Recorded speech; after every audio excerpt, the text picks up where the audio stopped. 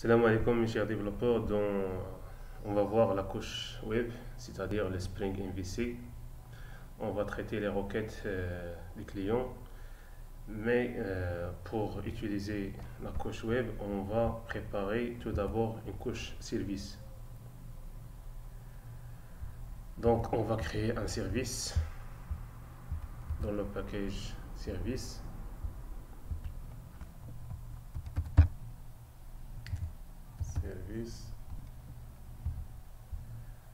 Dedans, on va créer une classe annotée @service student service. C'est une classe annotée service pour que ce soit un Spring Bean. Dans cette classe, on doit injecter notre repository students repo. On l'injecte à base de AutoWrite. On a besoin de créer une méthode qui va retourner la liste des étudiants. Donc, liste students get on retourne notre repo .finder. Voilà. On passe à notre contrôleur. On va créer une classe students contrôleur, mais dans le package web. C'est une classe annotée @contrôleur. Lui aussi, il va injecter le service.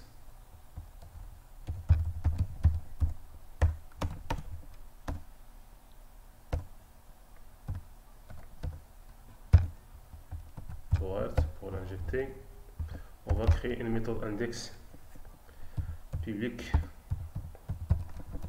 qui va retourner un string, un vue TeamLib, une vue TeamLib index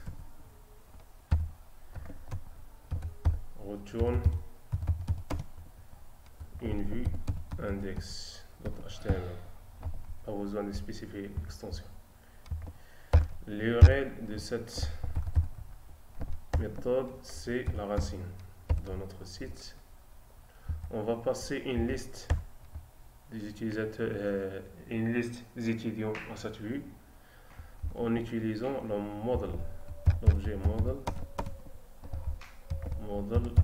add attribute une liste students. On va la récupérer à base de notre service. Voilà. Pour cette vue là, je l'ai déjà préparé.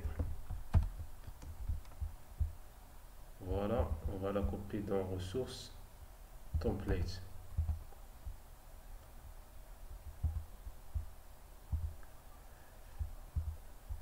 Voilà notre vue HTML. Tout d'abord, on doit charger le namespace TeamLib, charger notre CSS, notre custom CSS. On doit le copier dans static CSS.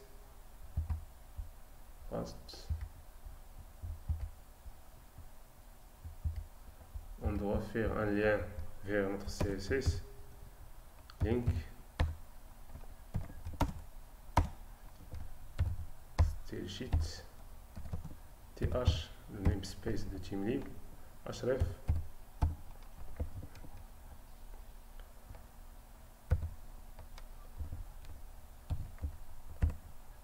/css /style .css. On doit récupérer notre liste liste. Voilà le nom de notre liste. On va la récupérer dans notre template. Ici, on doit faire une boucle th for each notre objet student. On va le remplir à base de notre liste students avec S. Et à chaque fois, on doit afficher un attribut th text dollar notre objet student dot name. Même chose pour le reste.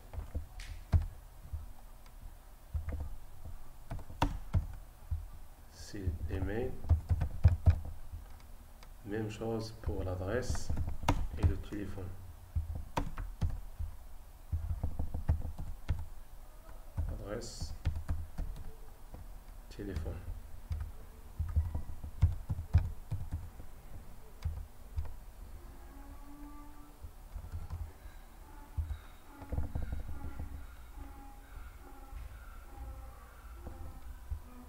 On doit exécuter notre application pour voir si tout marche bien. On va exécuter notre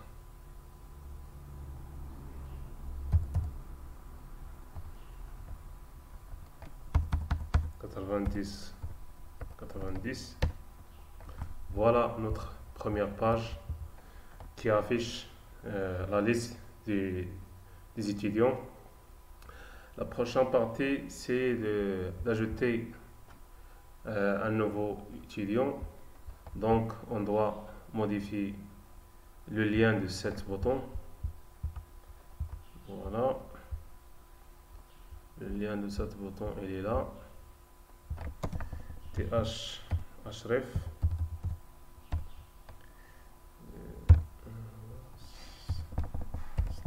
/new.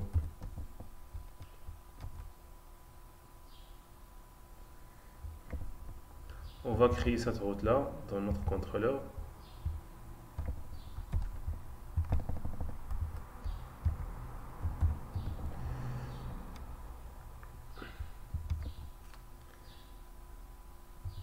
New students /new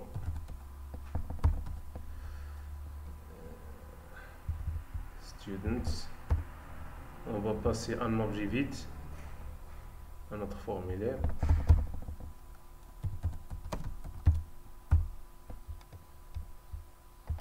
Et on l'a vu, c'est student form. J'ai déjà préparé aussi cette vue student form. On va la copier dans le dossier template. Comme toujours, on doit charger notre namespace TeamLib et notre CSS.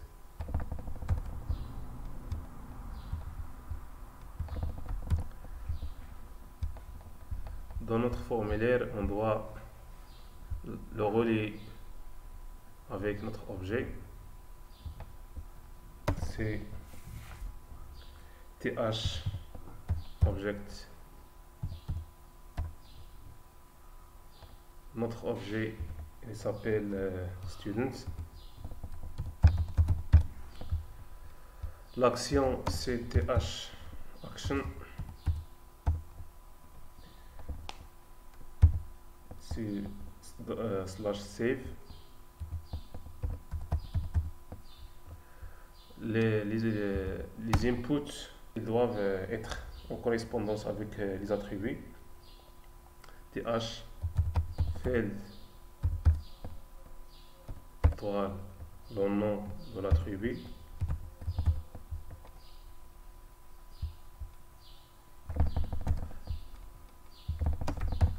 Email Même chose pour l'adresse.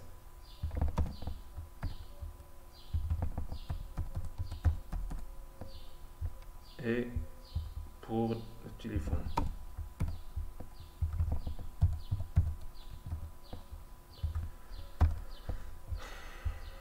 On doit ajouter cette route qui va sauvegarder notre étudiant dans notre contrôleur. Mais d'abord, on doit préparer notre service public. Void save notre student.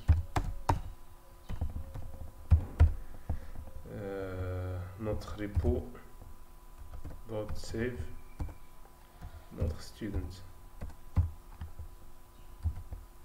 Dans notre contrôleur, on doit ajouter un post mapping /save. C'est une méthode qui retourne un string qui fait la sauvegarde dans notre module attribute. C'est notre student en objet. Le type c'est student. On va faire la sauvegarde dans notre objet students, mais après on doit faire une redirection vers la liste des étudiants. Redirect vers la racine.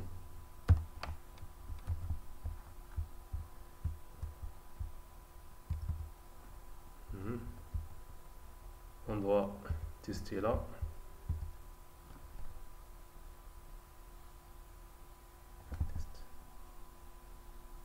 On doit faire un test.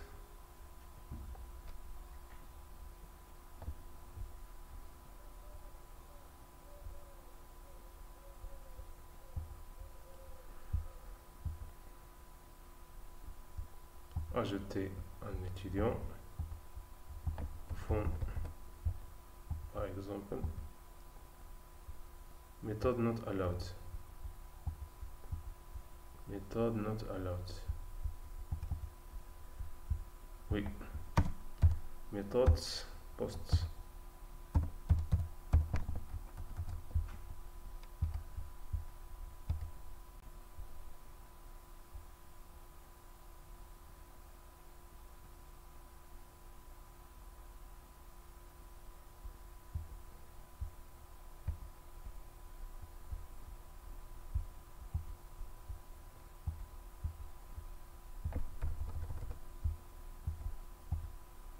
Voilà, notre méthode d'ajout fonctionne bien. Pour le rafraîchissement automatique, on a un outil DevTools de Spring Boot. On doit l'ajouter pour ne pas à chaque fois d'exécuter notre backend. Donc on doit ajouter la dépendance de cet outil, c'est DevTools. Oui, de notre pomme XML.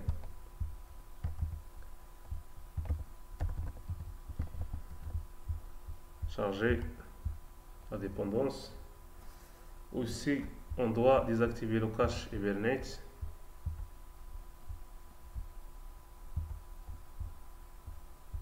Désactiver le cache Hibernate.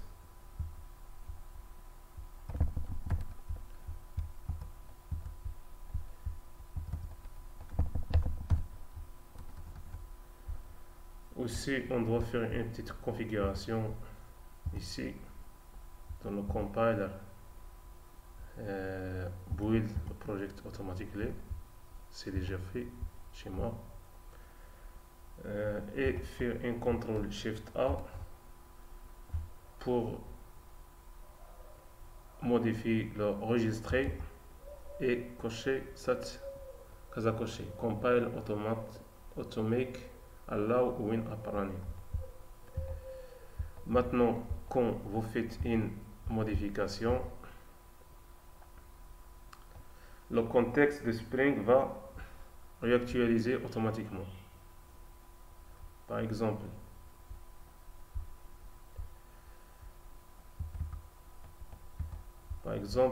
on doit changer ce titre-là.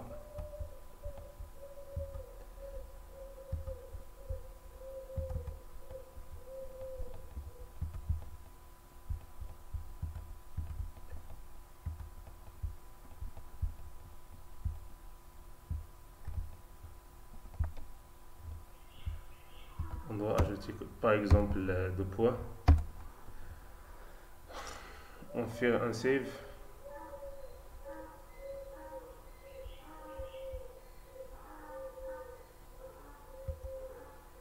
On fait un build.